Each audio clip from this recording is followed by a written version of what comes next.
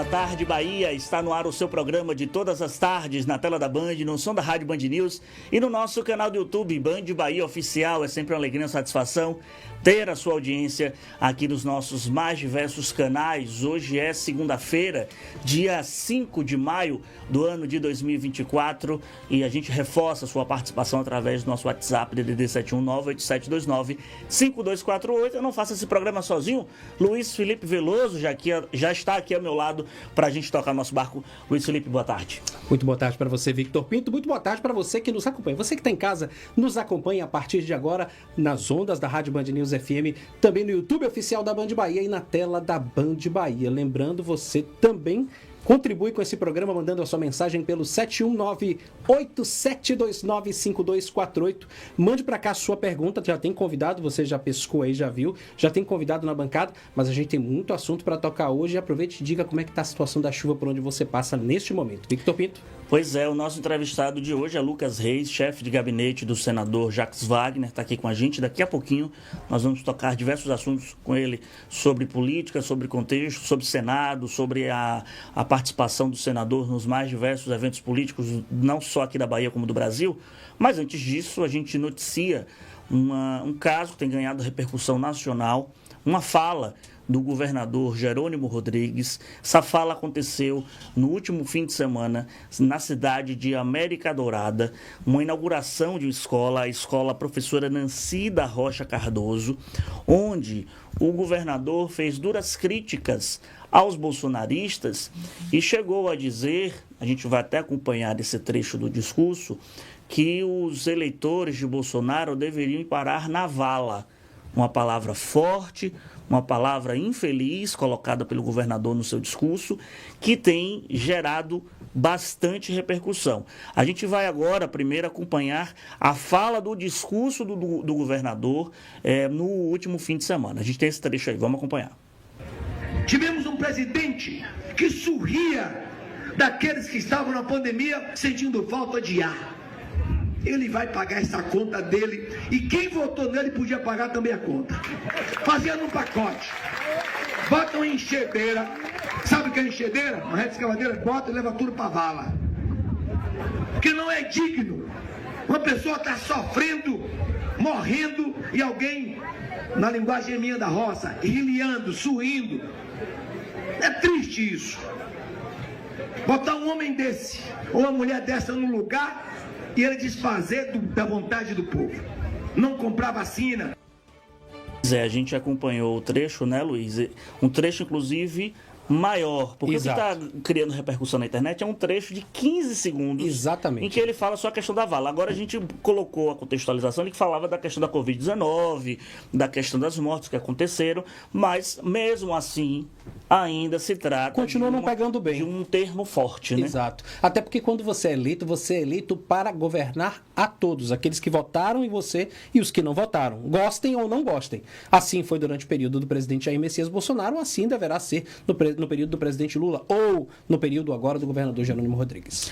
A gente vai acompanhar agora um trecho, um print, na verdade, de uma publicação do ex-presidente Jair Bolsonaro, em que ele aproveita o ensejo dessa fala para justamente falar de discurso de ódio, como a gente está acompanhando aí na tela. Recentemente, o governador da Bahia afirmou que o ex-presidente Jair Bolsonaro e seus apoiadores deveriam ir para a vala. Um discurso carregado de ódio, que em qualquer cenário civilizado deveria gerar repúdio imediato e ações institucionais firmes, mas nada aconteceu. Também tem um trecho da publicação de Jair Bolsonaro que ele fala: nenhuma nota de determinado do STF, nenhuma indignação de determinado ministro que se diz fervoroso interessado no assunto. E ele encerra: a verdadeira ameaça à democracia não está em frases de WhatsApp ou em manifestações populares, está no alto da cadeia de poder, onde os que gritam por tolerância e combate às fake news são os mesmos que na prática incitam o ódio.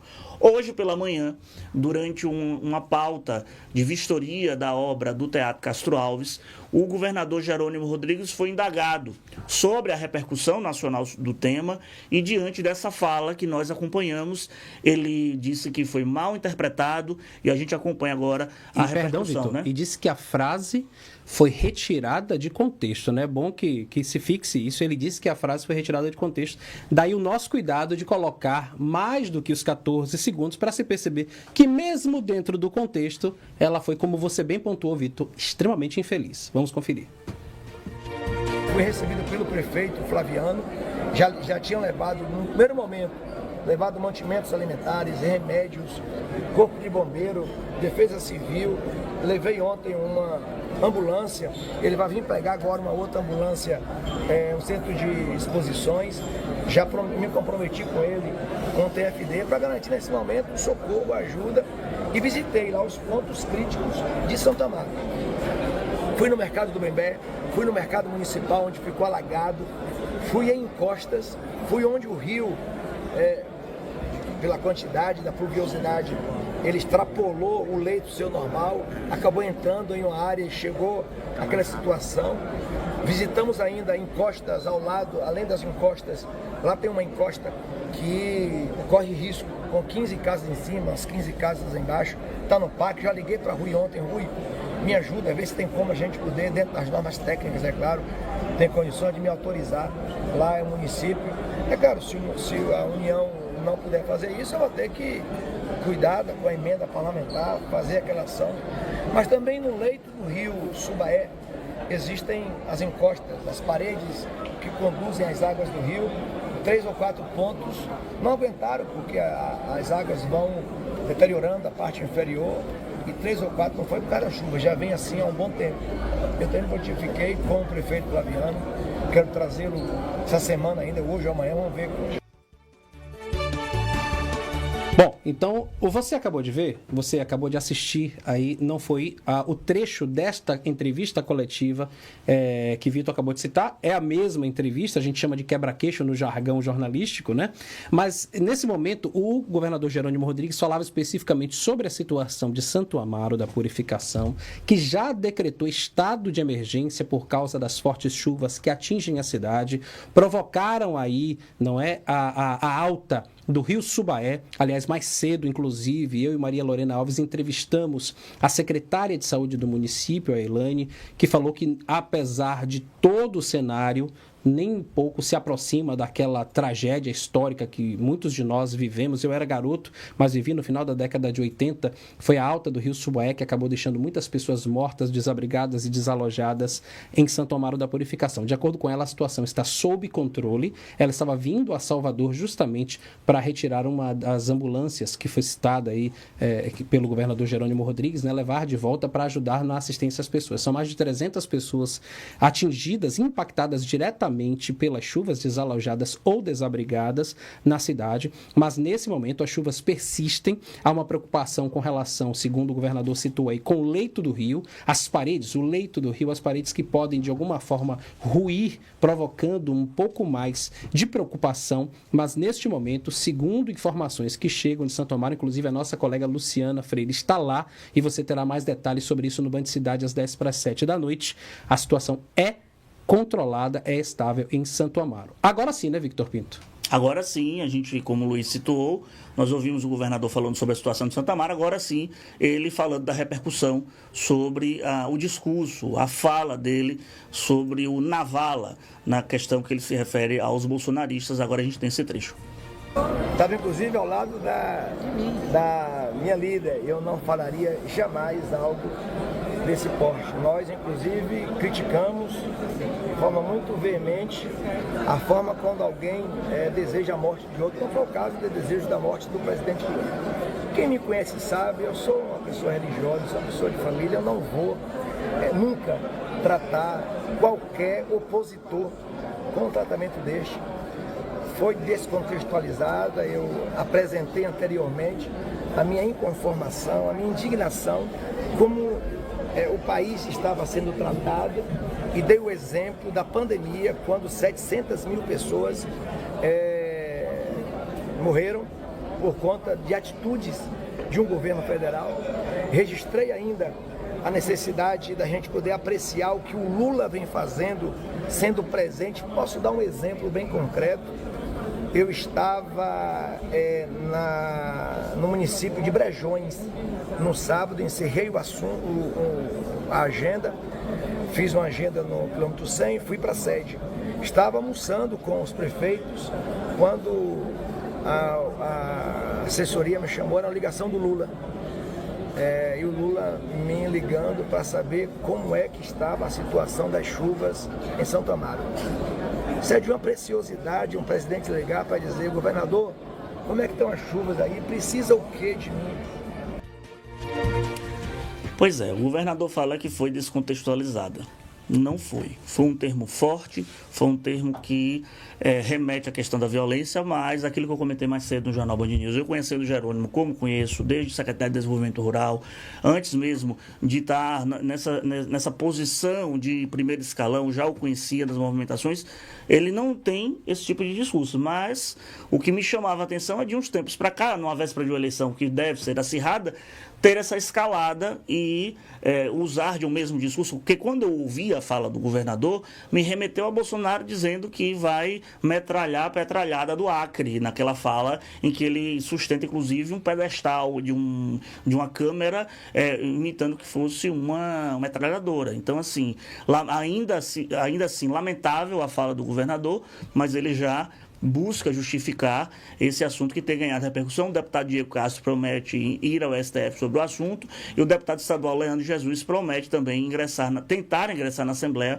com pedido de impeachment contra o governador Jerônimo Rodrigues diante dessa fala contra os bolsonaristas. O deputado federal Capitão Alden também pretende se mobilizar em Brasília na tentativa de buscar uma retratação mais contundente, provavelmente, por parte do governador Jerônimo Rodrigues. Faço minhas suas palavras, Victor, só penso que a gente está aqui devidamente cumprindo o nosso papel para que depois não digam que nós, em caso de um novo episódio, que alguns de nós da imprensa estaríamos passando pano, a expressão que as pessoas gostam de usar, a qualquer tipo de atitude que vai contrária àquilo que nós preconizamos aqui, nós que somos defensores da democracia e dos direitos e deveres de todo mundo.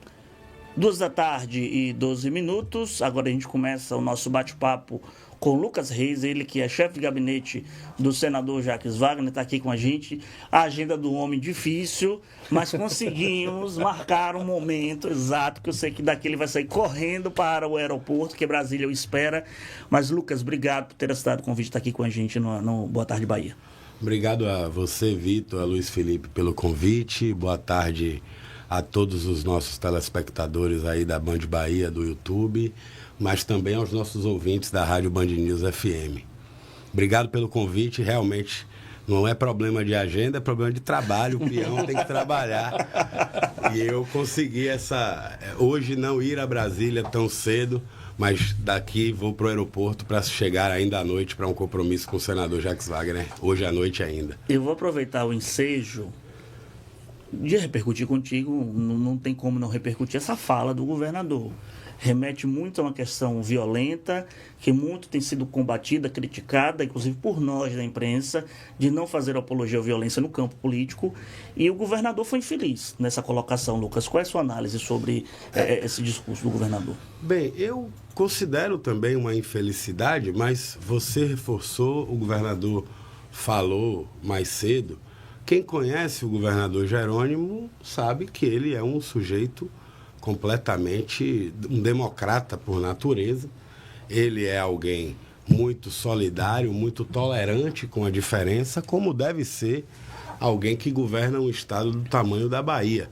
Eu até acho, aí não foi o que ele disse, não é o que vocês entenderam, mas do que eu conheço o governador e do tempo de convivência que tenho com ele, e mesmo ele sendo uma pessoa com uma sensibilidade muito forte e ele é muito sensível à injustiça.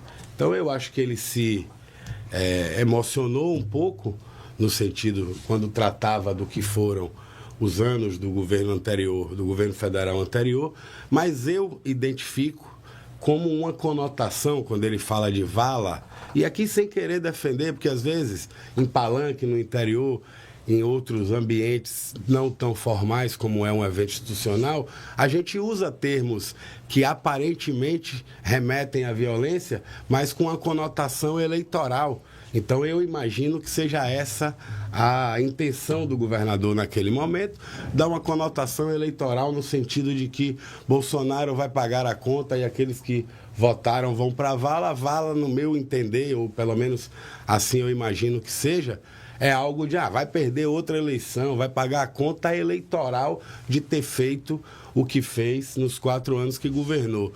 Ninguém na Bahia, creio eu, tem a dúvida do que é o perfil do governador Jerônimo. Ele nem combina com a violência, ele é um sujeito afável, amável, que trata todo mundo muito bem.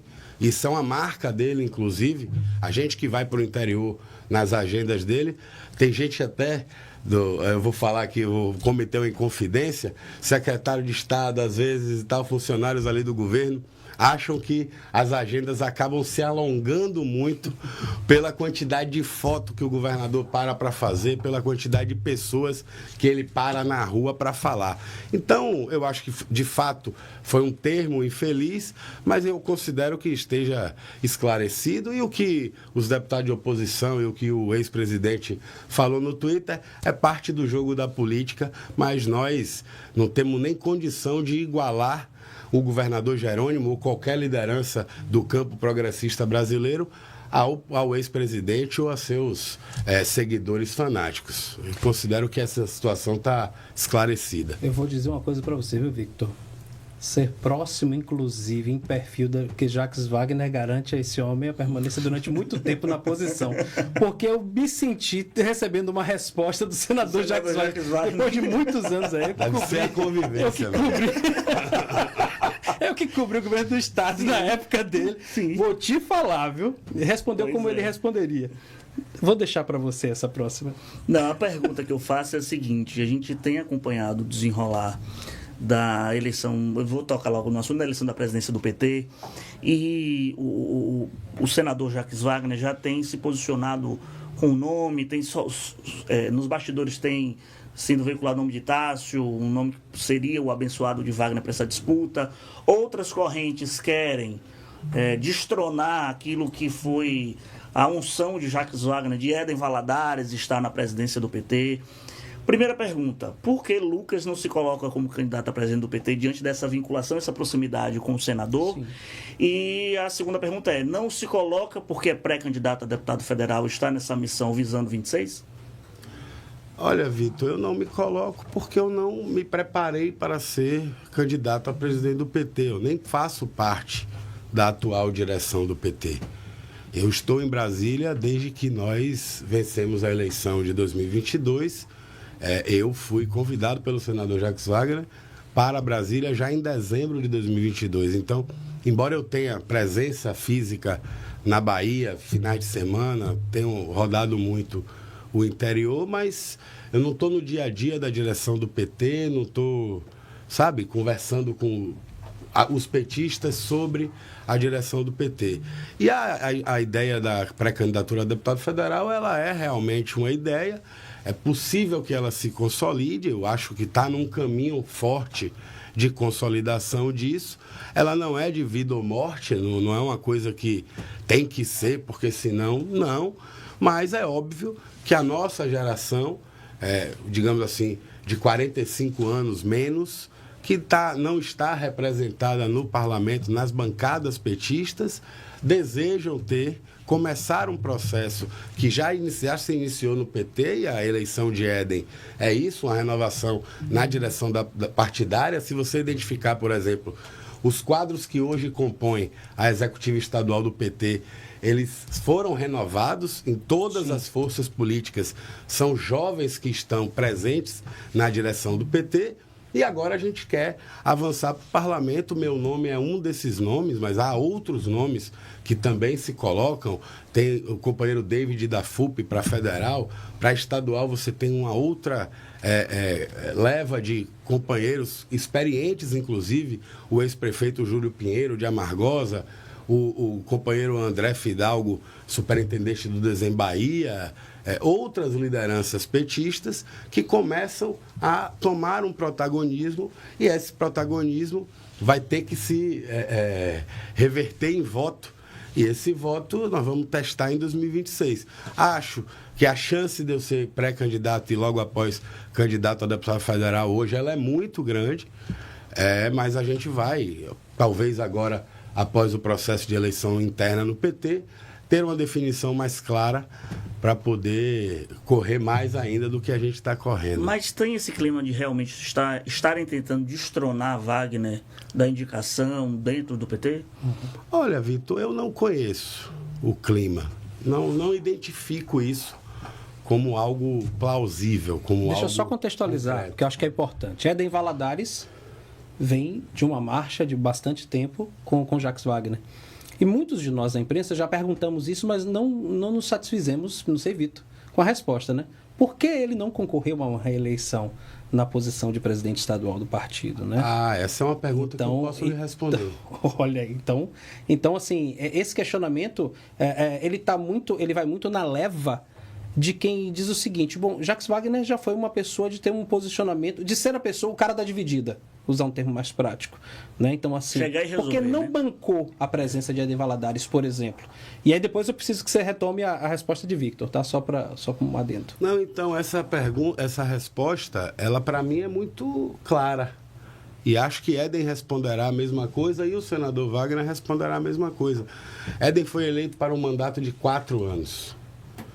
No meio do caminho, a direção nacional resolveu prorrogar todos os mandatos por mais 2 anos. Então, a presidenta Gleisi ficaria mais 6 anos, não ficou porque foi nomeada ministra. E em todos os estados, os presidentes tiveram seus mandatos alongados por mais 2 anos, o que totaliza 6 anos. 6 anos é muito tempo numa direção partidária se você só disputou uma eleição. Tivesse tido a eleição 2 anos atrás, certamente o presidente Éden deveria ser candidato à reeleição. Qual que é, na minha cabeça e da minha conversa com o presidente Éden, com o senador Jacques Wagner? Nós estamos brigando o tempo inteiro dentro do partido por uma renovação. Esse processo de renovação, ele tem de ser permanente. Então, nós não poderíamos impor a Éden, ou pedir a Éden, que ele ficasse mais 4 anos à frente do partido. Isso significaria 10 anos de um só presidente na direção do partido. O que é que isso faz que aconteça? Você bloqueia o surgimento de novas lideranças, porque se o presidente fica, é provável que a direção partidária também se mantenha. Então, se você... Não, Éden, você vai para outra tarefa, vamos identificar qual é a outra tarefa. E aí, só para ser justo, essa foi uma decisão inicialmente do presidente Éden, que contou com o apoio do senador Jacques Wagner, porque nós estamos há 10 anos defendendo um processo de renovação do PT. Há 6 anos atrás conseguimos iniciar esse processo e nós queremos manter esse processo de renovação. Então, se Éden ficou 6, alguém vem e fica mais 4, eventualmente mais 8, mais 4, nós precisamos ter sempre o surgimento de novos quadros no partido para poder garantir que a gente oxigene o partido, as bancadas, as direções municipais, o parlamento, o executivo. Eu acho que a gente deu um passo muito importante em 2019 com a eleição de Éden. Os números tá aí do PT, nós não podemos negar o quanto foi importante essa gestão, seja pela o aumento da quantidade de prefeitos do PT, seja pela qualidade das nossas bancadas, seja pela renovação da direção estadual, que eu acho que o centro disso foi a eleição do presidente Éden, que a partir dali obrigou, digamos assim, ou cultivou em todas as forças políticas internas a necessidade de propor novos quadros da renovação permanente. Por isso a minha simpatia natural ao nome de Tássio, que além de tudo, foi um companheiro que ao longo desses 6 anos na direção partidária, com quem eu converso, sempre foi bastante razoável, sempre cumpriu a sua tarefa com muita honra, muito dignamente.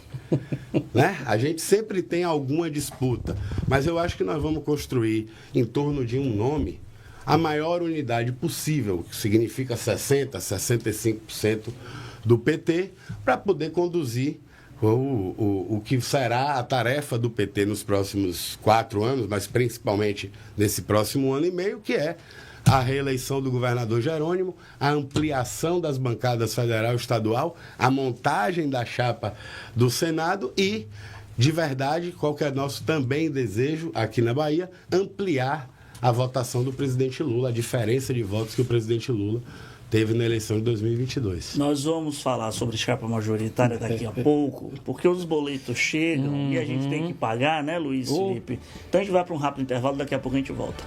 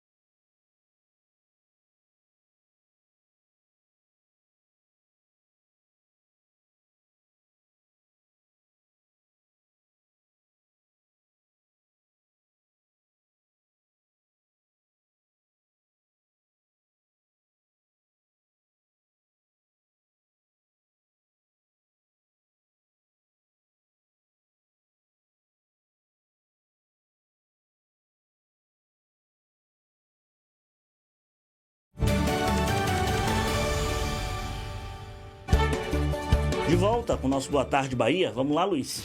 Vamos sim, Victor Pinto. A gente precisa pontuar que familiares e amigos e autoridades se despedem do ex-deputado estadual Paulo Câmara, né, que morreu ontem aos 80 anos. O corpo dele foi cremado no cemitério do Campo Santo, aqui em Salvador.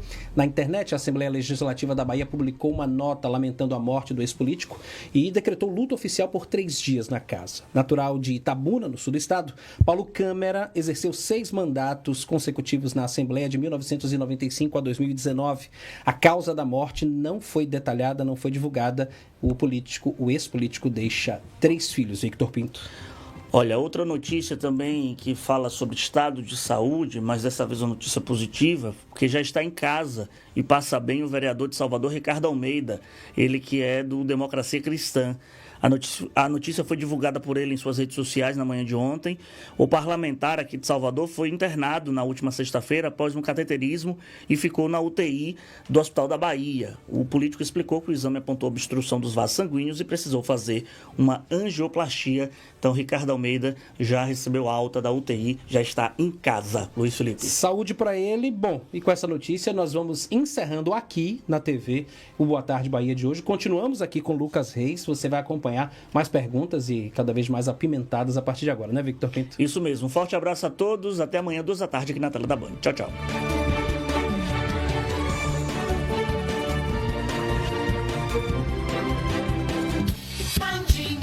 Voltando, a gente viu imagens da nossa câmera. O cacau está caindo, principalmente na Cidade Baixa, aqui em Salvador, tá? A gente está chegando uma nuvem carregada aqui para a região do centro da cidade. Olha ali. Olha lá, ali eu tô vendo, tá perto de Brotas. casa ali, ó. Ali tá perto de casa, ó. Tô vendo os espigões ali perto de casa. Tá parecendo o tempo de lapinha, que a gente tinha lapinha é o presépio, né? Diga onde é que tem, aí você tem que apontar onde é que tá. Ali, aqui é o bairro de Brotas. Sua primeira experiência com maquete era o presépio, né? Era o presépio, é isso. Aqui é o bairro de Brotas. A gente tá vendo Brotas aí, uma garoa. Mas tá chegando chuva forte, pesada. Gente, o lance é continuar se organizando para sair, chegar no tempo certo e, de preferência, você que pode adiar compromissos, faça isso. Ficar de bobeira na rua, né? Para quem depende de transporte público, da TV Itapuã passou ali agora na frente da gente. Você não tem jeito. Se tiver uma imagem da Avenida 7 agora, tá todo mundo de moletom. Tá de moletom. Meu e amigo. Todas as barraquinhas cobertas por material que foi retirado de campanhas últimas. Tá um cheiro, umas lonas. E Umas tá lonas com tá um cheiro desgraçado de naftalina. Porque se tem um negócio que a gente gosta de tacar no guarda-roupa, é naftalina para poder não dar o cheiro do mofo, né? Para conservar. E aí, como a gente demora de usar os nossos casacos, os nossos moletons, baixou um pouquinho a temperatura, pronto. É a hora de usar, é agora. E toma o cheiro de naftalina no ar. E o povo de Brasília, Victor Pinto, o que faz? Porque é seco e frio ou seco e quente? Como é? Já se adaptou lá? Como é, Lucas? Então, eu não Lá tive é muito problema, né? não. Eu É mesmo? prefiro... eu não tive muito problema, não. Eu acho que o seco e quente é muito ruim. Aquele sol, às vezes, dá dor de cabeça na gente. Uma compressão. Mas a gente acaba ficando muito no gabinete, então... Ar-condicionado e umidificador o tempo inteiro. Eu não tive problema. Tem muita gente que tem problema, né? Tem, Com nariz sangra, né? sangramento nasal. Eu nunca tive. Agora... Aliás, meu filho ficou lá. Eu tenho um filho de 5 anos. Ele passou 2 anos lá. Agora voltou para Salvador em dezembro. Minha esposa tem problemas respiratórios, asma, essas coisas. Mas parece que lá melhora os problemas respiratórios. Para alguns problemas de saúde, a umidade. A umidade lá, como é muito baixa. Agora é óbvio, tem períodos que ela baixa demais, chega a dar 7%, 8%. Desesperador. Aí começa a ficar muito perigoso. Você vê gente passando mal na rua. Não é fácil, não. Agora, falar sobre temperatura, tempo e temperatura. Vamos falar sobre outros tempos e temperatura. O que está esquentando? A previsão do tempo indica que o céu fechou, né? O Pablo Vittar também canta essa música. Mas sobre chapa de 26. A temperatura está quente porque a gente viu, por exemplo, o Ângelo Coronel chegar a comparar a tática do PT ao nazismo, de querer uma chapa puro sangue, de querer uma chapa petista, 100%, Jerônimo na cabeça, Wagner a reeleição do Senado, Rui entrando na chapa, ficaria só a vice ali para o PSD, ou para o MDB, ou para o Avante, e ele falou assim, duvidar até a vice vai ser do PT também, vai ser uma chapa de fora a fora petista. O que é que você já tem participado das conversas, que você pode nos adiantar, que você também pode analisar, desse, vamos colocar assim, esperneio do senador Ângelo Coronel? Parece que quanto mais ele vê que ele está fora da chapa, mais ele esperneia diante desse cenário. Olha, Vitor, primeiro que eu não considero que o senador Ângelo Coronel esteja fora da chapa. Eu acho que o senador Wagner, em uma entrevista meses atrás, 2, 3 meses atrás, falou como hipótese, porque é óbvio, seria uma chapa muito forte. Você tem 2 ex-governadores e um governador candidato à reeleição. Seria uma chapa de 3 vencedores, digamos assim, que governou e fez sucessor e tem toda uma popularidade na Bahia. É óbvio que eu, como petista, e é óbvio que isso mobiliza o PT, todo mundo gostaria de ter uma chapa, ou gostará de ter uma chapa com Jerônimo, Wagner e o ministro Rui. Agora, o limite disso é o limite da conformação e da reunião e da manutenção da unidade do grupo que governa a Bahia esse tempo todo. Eu não acho que isso será uma coisa que o governador Jerônimo, que vai liderar o processo de montagem da sua chapa, fará a qualquer custo. Agora, se a gente consultar todo mundo, todos os partidos, as lideranças partidárias, os parlamentares, o que eu acho que o governador Jerônimo quer? Ele quer a chapa mais forte para a sua reeleição. E isso a partir dos limites que é possível identificar entre os partidos políticos, qual que é a melhor montagem para a eleição. E não é nenhum pecado querer isso, né? Se coloca no lugar de alguém querer que vai executar, tentar, né? Entre querer e executar, uma distância enorme, né? Querer ter uma chapa para vencer a eleição. Claro, agora, nós precisaremos saber se haverá condições políticas até a montagem da chapa, e isso só se dará a partir do início do ano que vem, de fazer um movimento como esse sem necessariamente perder nenhum aliado. Eu considero que nós teremos, em 2026, uma unidade nesta base que ajuda o governador Jerônimo a governar a Bahia, em torno de uma chapa que será a melhor chapa para a reeleição do governador e para manter a representação da Bahia no Senado, que significa que nós temos hoje 3 senadores da Bahia, nós teremos 3 senadores da Bahia alinhados ao governo Lula e ao governador Jerônimo, e nós queremos manter isso. Qual é essa fórmula? Eu acho que nós vamos, ao longo do tempo, identificar junto com todo mundo, sem excluir ninguém, e daí a gente identifica, monta a chapa. Qual que é a melhor chapa, por exemplo, para ampliar as bancadas? Nós precisamos ampliar a bancada federal de apoio ao governo Lula na Bahia, nós precisamos ampliar a bancada estadual de apoio ao governador Jerônimo na Bahia. Eu não acho que é uma coisa, não é caldo de cana, que você põe de um lado e sai do outro, ou McDonald's que você pede no carro e daqui a 5 minutos a pessoa lhe entrega. É processo, é diálogo, é convencimento, e eu acho que nós temos muito tempo para fazer isso. Nem acho que o governador Jerônimo, neste momento, esteja pensando nisso. Acho que ele está muito mais imbuído em continuar a fazer um bom governo, um governo que entrega, um governo que realiza e que faz mais para quem mais precisa. Bom, Lucas, a gente precisa fazer a fila andar e ser mais breve. Eu não posso deixar de fazer essa pergunta, porque se a gente está falando desse imbróglio, e é um imbróglio, com o Ângelo Coronel em contexto estadual, quando a gente amplia isso e tem na figura de Jacques Wagner, senador Jacques Wagner, esse cara contemporizador, esse cara que media as coisas, você, na função, na figura de um assessor direto, chefe de gabinete, estando em Brasília, em meio, assistindo de perto a tal República do Dendê, como o Vitor adora falar aqui, né? Quais são os maiores problemas que Jacques Wagner tem? São esses de âmbito mais restrito, interno, quer dizer, o fogo amigo, ou ele, nesse momento, se ocupa muito mais em Brasília a lidar com a relação do presidente Luiz Inácio Lula da Silva em manter estável o Centrão para que não seja atacado?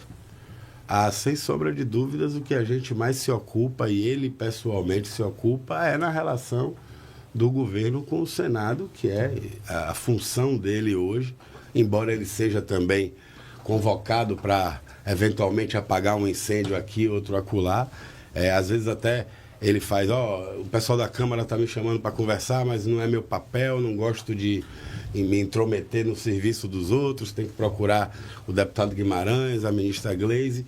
Ele é muito parceiro nessa coisa, salvo quando o presidente convoca para uma outra coisa. No Senado, a gente vive, digamos assim,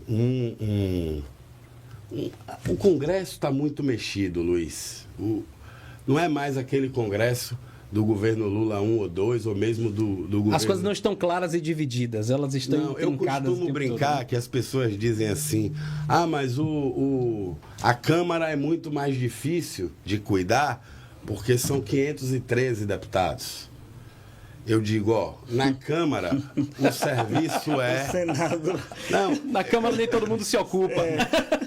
Na Câmara o serviço é mais industrial, digamos assim. Sim. Se você combinar com os líderes, as principais lideranças ali da casa, você coloca os votos necessários no projeto. No Senado, eu costumo dizer... São 81 entidades. Que é artesanal. São 81 entidades. Cada senador ali é um orixá, é uma entidade. E porque é da natureza do Senado. Você veja que é uma eleição majoritária, embora para um parlamento. Para um parlamento. É um parlamento com eleição majoritária. Então são 3 por estado. Sergipe é do mesmo tamanho de São Paulo, do que o Acre. A Bahia é do mesmo tamanho de Roraima, do Amapá. O presidente do Senado é um senador do Amapá. Então, ali as coisas são muito mais artesanais. Cada um tem uma dor diferente do outro. Um dói o pé, o outro o dedo da mão, o outro a nuca. E ali o senador Wagner tem que ir cuidando, sendo um generalista e ao mesmo tempo especialista. E o voto faz diferença. Já teve matéria que a gente conseguiu aprovar no limite do que era possível, que foi a MP 1185 no final de 23, salvo engano, que era o MP que taxava um pouco mais os fundos 23. Exclusivos, etc e tal. Que não era muita coisa, mas tem que trabalhar. Uma última pergunta para a gente encerrar, porque eu sei do seu tempo apertado. Essa federação nova, União Progressista, que é a unidade aí do União Brasil com o PP, causa algum tipo de desconforto no governo, causa algum tipo de desconforto no Senado, porque eles veem como a maior hoje agremiação do país que pode, quem sabe, atrapalhar a vida do presidente Lula num cenário de eleição de Câmara e Senado também. E atrapalha em algumas discussões regionalizadas também. No nosso caso da Bahia, não tem nenhuma alteração do ponto de vista do que foi a eleição de 2022. Tanto União Brasil quanto o Partido Progressista estavam na oposição. O Cacá Leão foi candidato ao Senado pelo PP, a Semineto foi candidato a governador pela União Brasil. Então, do nosso ponto de vista aqui na Bahia, salvo, óbvio, os deputados que se aproximaram do governador Jerônimo após o período eleitoral e ajudam o governador Jerônimo na Assembleia e na Câmara Federal também, o deputado Mário Júnior, o deputado Cajá, que podem ter algum desconforto. Mas eu acho que isso nós vamos ter janela partidária em março. Quem não quiser e não se sentir confortável de ficar no seu partido pode migrar para um outro da base, mas isso vai depender também do que vai acontecer daqui até lá. Do ponto de vista do Congresso Nacional, eu acho que não cria problema para o governo. Óbvio que é uma nova força política que surge da junção de duas grandes forças políticas, tem lá 104 deputados federais, mas o dado é PP e União Brasil, separados ao longo desses 2 anos, votaram quase que 70% das matérias de interesse do governo com o governo. Então eu acho que é o contrário, eu acho que pode inclusive ajudar a ampliar essa votação quando for do interesse do governo. A relação com o presidente Davi do presidente Lula está muito boa. A relação do presidente Lula com os líderes partidários da Câmara e do Senado tem sido cada vez mais próxima. Viagens internacionais, jantar no Palácio da Alvorada, conversas reservadas que eventualmente ocorrem. Eu acho que nós vivemos, neste momento, um bom momento no Congresso Nacional, tanto na Câmara como no Senado. O presidente Hugo Mota tem sido bastante solícito às demandas do governo. A ministra Gleisi, para a surpresa de alguns, não a nossa, inclusive o senador Wagner fez um tweet, você que é tuiteiro vai lembrar de quem acha que isso aqui vai dar errado, vai queimar a língua. Quem achou que ia dar errado, quem achou que ia dar ruim, está queimando a língua. A ministra Gleisi está com uma desenvoltura impressionante, tanto na Câmara quanto no Senado. Acho que nós vamos ter um ano legislativo proveitoso para o presidente Lula, nós, para o governo e para o presidente e para o povo brasileiro. Nós temos hoje como prioridade 0 do governo Lula a aprovação da isenção até R$5.000 na tabela do imposto de renda, e acho que nós vamos conseguir aprovar, e nada que a gente mande para o Congresso sai do jeito que a gente mandou. Então é um processo de negociação. O ministro Haddad terá de ir à Câmara e ao Senado para explicar, eventualmente aceitar uma ou outra modificação. Para nós importa muito pouco hoje qual será a compensação. Para nós importa isentar 10 milhões de brasileiros de pagar imposto de renda, porque nós achamos que o Brasil precisa trilhar um caminho da justiça tributária e, infelizmente, nesses 525 anos, isso não foi feito. Vamos lá. Então, agradecer a Lucas Reis pela presença aqui. Numa outra oportunidade, podemos falar ainda de mais outros temas e convocar... Victor Pinto, você quer fazer conexão com Brasília antes? Aproveitar que Lucas está aqui. Obrigado, viu, Lucas, pela disponibilidade. Obrigado a vocês pelo convite. Um grande abraço. Sempre que puder, me chame, que eu sempre dou um jeito de vir. Tranquilo. Olha, a gente vai aproveitar, como o Luiz citou, fazer a ponte aérea. Vamos para Brasília com o nosso repórter Napoleão de Castro. Daqui a pouquinho tem outro entrevistado aqui no nosso Boa Tarde Bahia. Vamos lá. Vitor Pinto, Felipe, meu abraço, muito boa tarde a vocês. Boa tarde ao telespectador Band, ao ouvinte Band News em todo o estado da Bahia. A alegria de voltar de Brasília nesta segunda-feira, Palácio do Planalto, com a equipe Band Bahia iniciando mais uma semana de acompanhamento aqui na capital federal. O presidente Hugo Mota, da Câmara Federal, se encontra aí no Nordeste, está no estado natal dele, na Paraíba, e deve chegar agora à tardinha aqui a Brasília, onde terá uma agenda completa de temas a serem apreciados nesta semana. Brasília que vive a expectativa também na próxima quarta-feira da posse do novo ministro das Comunicações. Outros destaques da capital brasileira nesta semana. Aqui em Brasília, em nível de destaque, a gente tem a viagem do presidente Luiz Inácio Lula da Silva, que viaja a partir de amanhã para a Rússia e também para a China. Ele passa 2 dias em Moscou e depois vai para a China.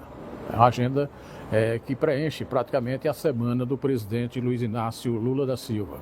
Em termos de Brasília, a primeira turma do Supremo Tribunal Federal julga os militares da reserva e civis que integram o chamado Núcleo 4 da denúncia feita pela PGR por suposta participação na tentativa de golpe de Jair Bolsonaro e integrantes da administração pública, destacando que ele, o ex-presidente Jair Bolsonaro, e também outros integrantes do seu governo já foram tornados réus nesse processo que envolve 5 crimes.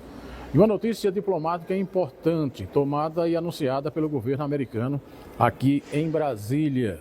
A condição de que a embaixada norte-americana no Brasil desmentiu o deputado Eduardo Bolsonaro de que uma missão daquele país estaria vindo ao Brasil para um enfrentamento ou para uma investigação contra o ministro Alexandre de Moraes. A embaixada dos Estados Unidos referendou e reafirmou que isso não é verdade e que a sua equipe, a equipe americana, está vindo discutir a questão da segurança pública, da violência e do narcotráfico internacional.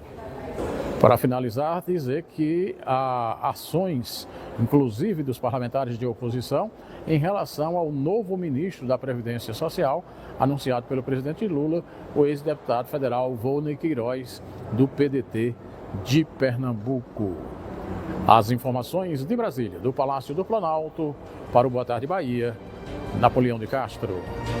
Muito obrigado, Napoleão, pelas informações aqui no nosso Boa Tarde Bahia. Já temos o nosso segundo entrevistado, Luiz Felipe, na linha. Com certeza já está conosco aqui, olha ele já aparecendo na nossa tela, já conhecido da casa, Moisés Ribeiro, coach, né, e um especialista em eventos, um especialista em relações sociais, em relações humanas, desenvolvimento pessoal. Seja muito bem-vindo, viu, Moisés?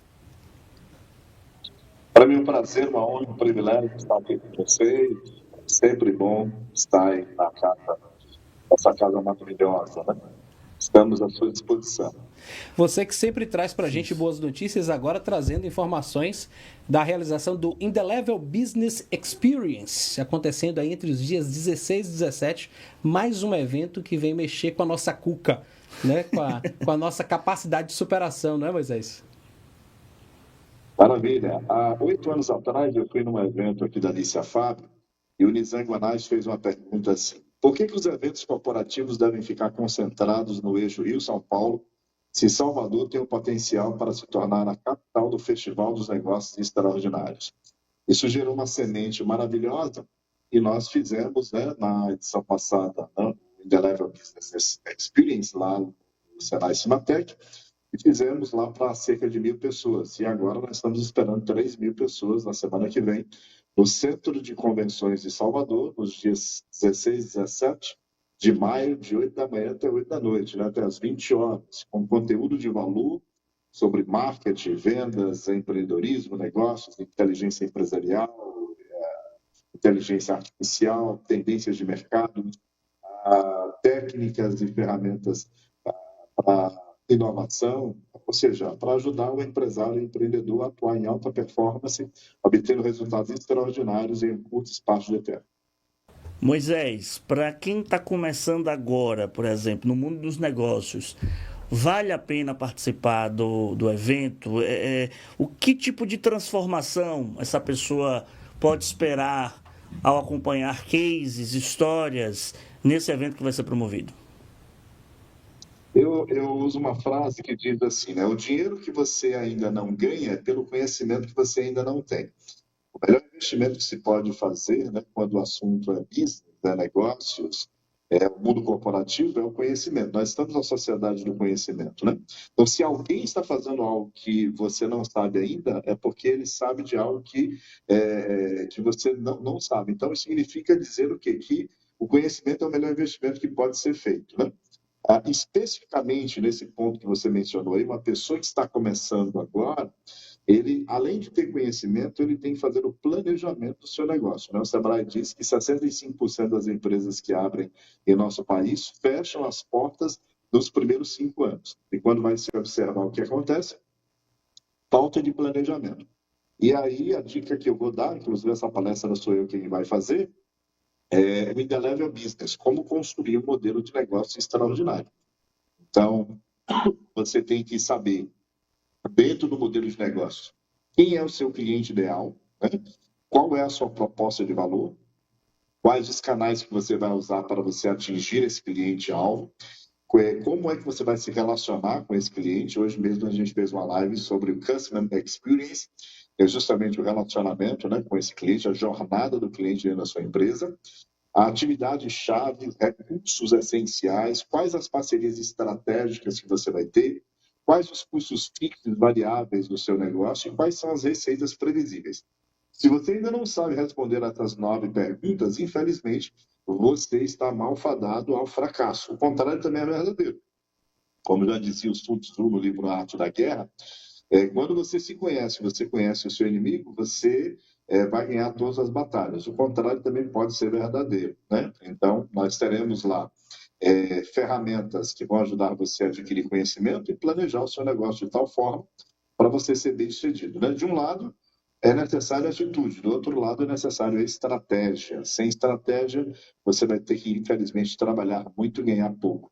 Você pode trabalhar menos, trabalhar melhor, né, usando a estratégia de forma inteligente. Bom, para quem está sintonizando o rádio agora, para quem acabou de clicar no link do nosso YouTube, nós estamos conversando com Moisés Ribeiro, um grande especialista, velho conhecido nosso, especialista em desenvolvimento de pessoas, especialista em marketing, inclusive. Dizem que melhor do que ter bons palestrantes é saber fazer uma boa curadoria, né, para a escolha deles, né, saber encaixá-los muito bem.